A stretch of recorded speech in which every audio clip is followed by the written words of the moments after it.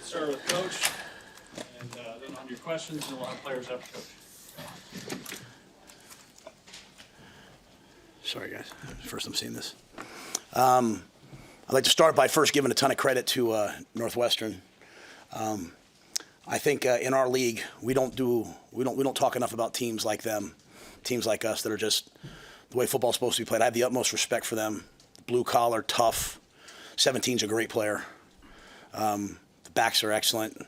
Really good defense, and I have a lot of respect for them. It was a fight that we knew would be a battle to the very end, and proud of our guys. I thought they showed tremendous resolve. Not many chances in life to have a second chance at something. It was 7-6 at the half. I think you guys heard me say last week I wasn't real happy with the way we were acting about it being 7-6. We got back to just being ourselves this week, and just came out, took the kickoff, scored on offense, got a turnover, scored on offense. Unfortunately, obviously let them back in it. But we knew they were going to battle, and I thought Dylan and the offense made the plays they had to in the end when it was necessary. So pleased with the win. We just left it there. We didn't even talk about being bowl eligible. Just talked about the way they handled the process of doing what they're doing. And so we're not perfect, but we are 6-2. We do have a nationally televised game this week. I don't know the last time something that big happened in this time of year. It's great to have them in October, September when people want to come see Coach Sanders, but it should be a great opportunity next week for us, and we'll try our best to be ready. Matt, you guys carried it about 64% of the time on the ground. Was that the approach going in, or was that just the feel of the game as it progressed that you guys wanted to run more in this game than you've done all season? Well, I think anytime you come off a game like last week where you have that many sacks, you're going to obviously minimize it. And then Gunner, he's been dealing with a knee, practiced during the week, did his best to go ready, just couldn't go after warm-ups. Then Teddy went down with what looks like a pretty serious injury. And so then we had, turn to Tyler and Turner.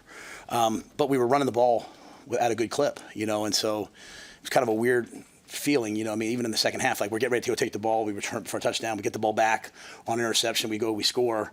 So we kind of rattled rhythm, I thought, for a little bit there. But I thought the runs were good all day, and then we finished with whatever. I think we would have had probably another 60 yards. Emmett's such a team guy. He knew to get down after the first down. He could have probably scored if he wanted to.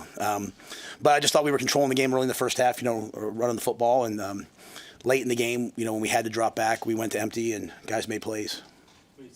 Dylan, that he makes the mistake that he does, but he responds. Maybe one of the best drives of his career. Today was the best I've seen him in terms of just playing one snap at a time.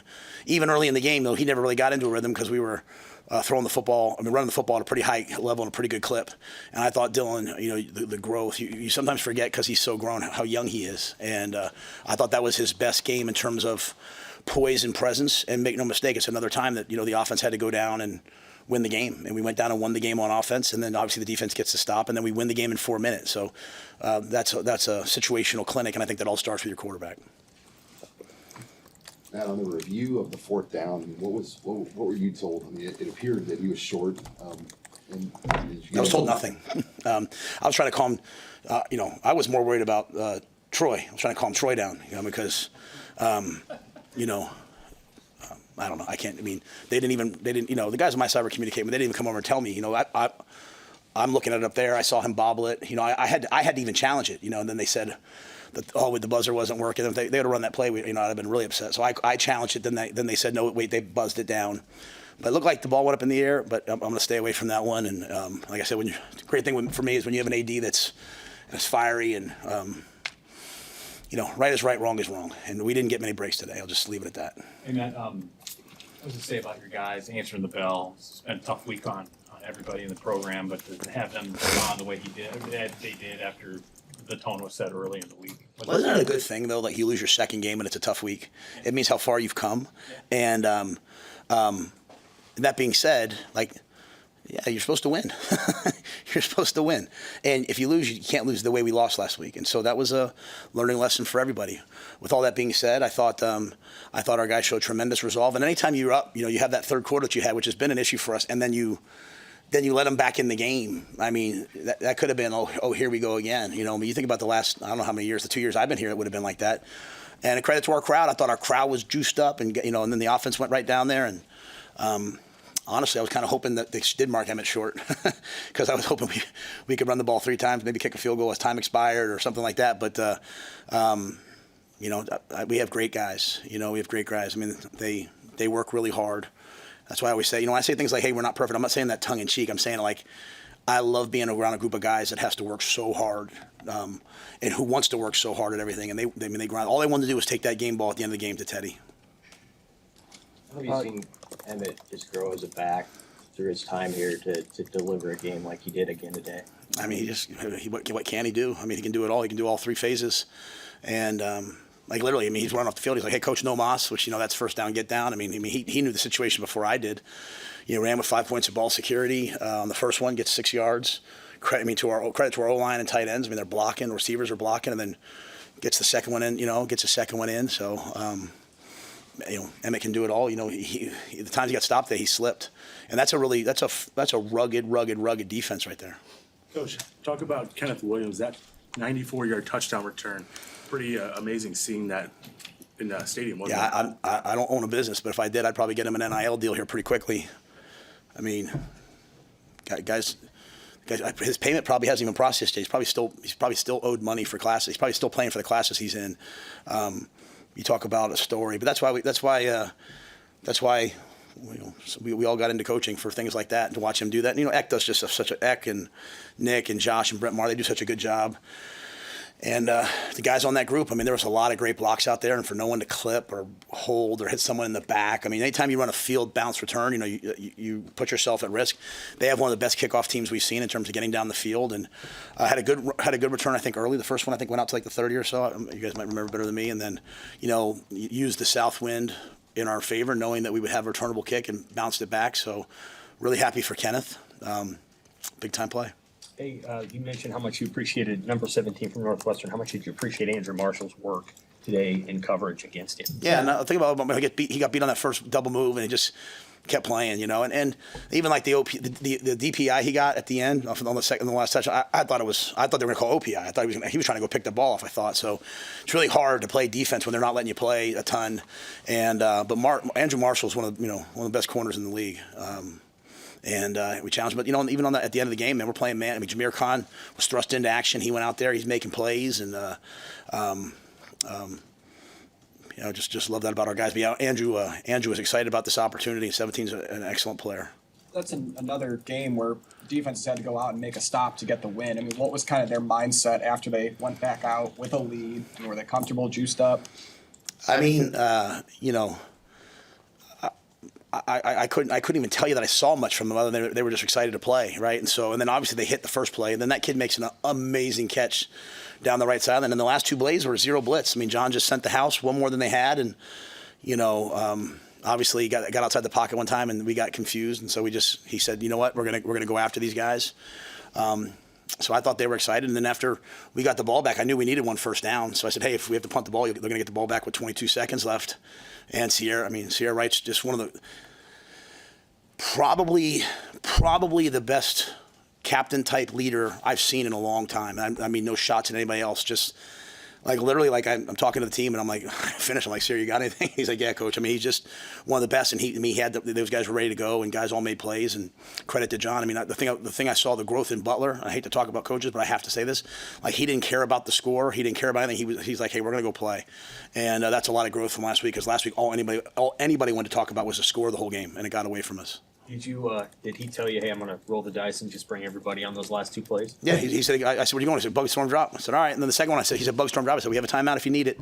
If you need a timeout, let me know. And the clock was running down on them. I wasn't sure if they're going to get it off. So I, literally, it was one of those deals and held it off. And, the kid, they might have connected on it. But, at the end of the day, at some point, you got to force their hand to make them make a play, right? And so, they made some nice runs. They, bounced off some guys in tackling. We were certainly there. We fit the run way better, but didn't tackle well enough.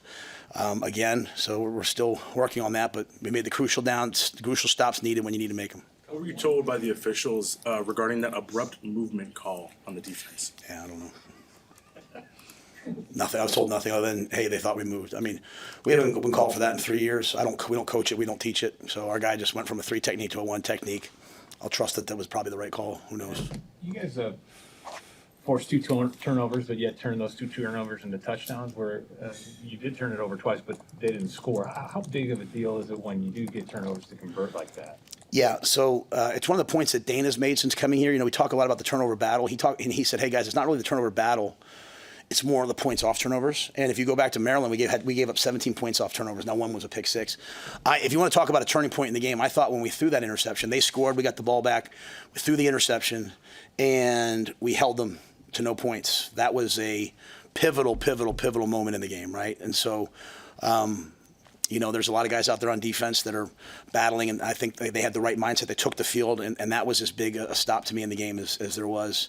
The one right before the half, it's fourth down, 4th and 1. We call a play. You could see them yell. They're so well coached. Like they alerted it. They were ready for the play. Dylan's just trying to reach the ball across on 4th down. That fumble doesn't really mean it much. It was a tough decision. Should we have kicked it? We're into the wind there. So we said, hey, it's 4th and 1. We got to go for it. But that one was not as negligible. The interception in their territory, though, was a huge play. So I think anytime you hold them to no points off turnovers, you get a couple turnovers, and you have a kickoff return for a touchdown, you're probably going to win the game. Matt, to get to 6, with a month left in the season, just how valuable is that to focus on just winning games, getting better without that pressure of getting to 6? Yeah, there's no pressure. I told you guys last year, the 6 was awesome last year. We would never talk about it again. It's to me, again, we're still working. We're a work in progress. We're not, we're trying to get better and better and better. I love the group. I love the team. I think I've told you guys from the very beginning of the year, this is one of the most favorite teams I've ever coached. Okay. They literally at the end, all they want to do is get the ball and take it to Teddy. It's just an amazing group. That might not mean everything to everybody. I think people in Nebraska probably appreciate that, though. It's that's what's so great about this state. People appreciate the little things like that. But I am proud of the fact. Every once in a while, I have till tonight at midnight I'm going to go hang out and watch TV and be fun Maddie. And then at midnight, everyone will go to bed. And you can ask Julie, I'll put the game on and watch the TV copy. And then I'll watch the TV copy. I'll start brooding about USC next week.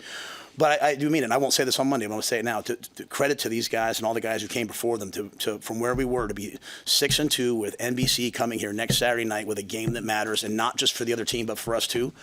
That's progress. And that progress isn't done by me. It wasn't done by me. It was done by these guys. It's done by the guys who've been here for all 3 years. It's done by the guys who aren't here anymore. Like I said, last year we hugged after we beat Wisconsin, and people were going nuts. We were bowl eligible. We didn't even mention it in there. I said it to my daughter walking out because that's all they really care about is a vacation. So, but yeah. We're just going to try to go play our best game next week and just do that. We got 4 more chances, and I just, as you do this long enough. It's just after being on the road for 2 weeks, it was just so great to be back here. It was just so. I got here really early today, and there's a couple thousand kids in the student section already before anyone's even on the field. It's just such an awesome place and such an awesome home venue that has such an effect on you. I don't know. I'm not sure. I don't know. I wish I could give you a better answer. Probably one of the O linemen. So probably Justin. He's the ringleader.